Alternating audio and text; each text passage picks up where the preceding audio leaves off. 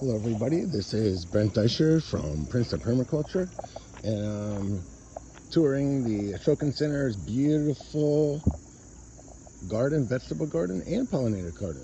It's multiple functions. So it's similar to the one I designed in Skillman, where you have integrated pest management.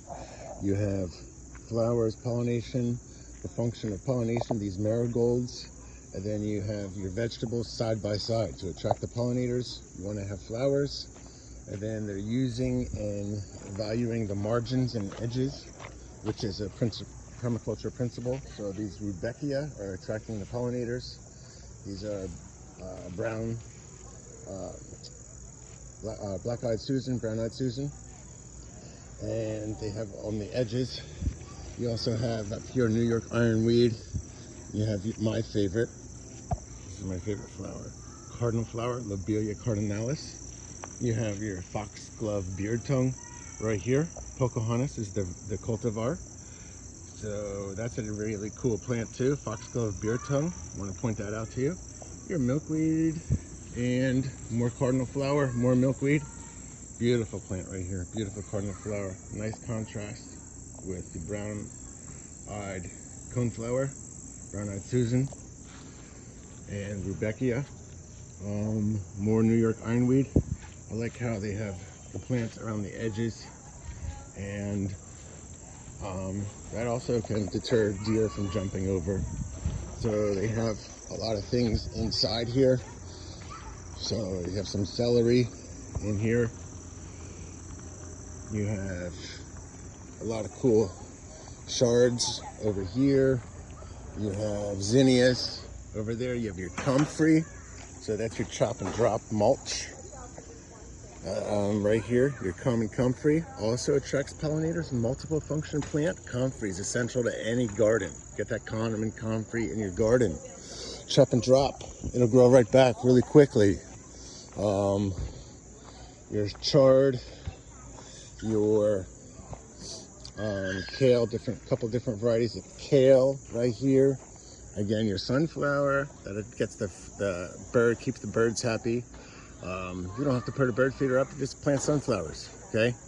It's a natural bird feeder, okay? Your rhubarb over here. Again, New York ironweed is a nice plant. I see a lot of it up here. Pollinator, nice happy bumblebee. We want happy bumblebees at our gardens. Currant, pretty cool. There's some currants here, and surrounded by a mint. So all mints have square stems and opposite leaves. So this is some type of mint. You have your accidental right here, your compost bins, two-tiered compost bins. So this is where it first goes. So then once it breaks down a little more, it goes in here. And then sometimes you have your bonus, your accidentals, your opportunistic squash. Some type of squash, it looks like, is coming in here. And then more marigold, lots of marigold in here.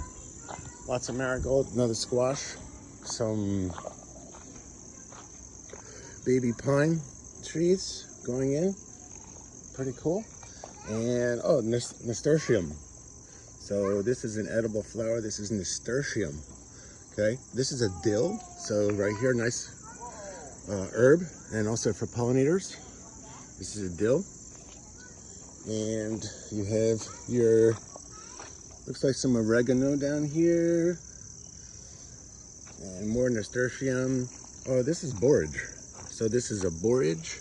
Very great pollinator plant. I like borage a lot. You can eat the flowers on this one too. Borage, great plant. All right, so I want to cover most of the plants here. Yeah, I covered most of them. Oh, some comfrey growing again. Yeah, so I covered most of them. And oh, you have your cherry tomatoes right here. Looking good. More celery. And this looks like a Joe Pye weed. Okay, so there's a raspberry in the center. They're using that stump as kind of like a potter. That's really cool too. I like seeing that. So pretty cool. upcycling the stump, turning it into a nice little potter. Very cool idea. All right, so this is Brent Deischer signing off from Princeton Permaculture. Lose the lawn, get your permaculture garden on.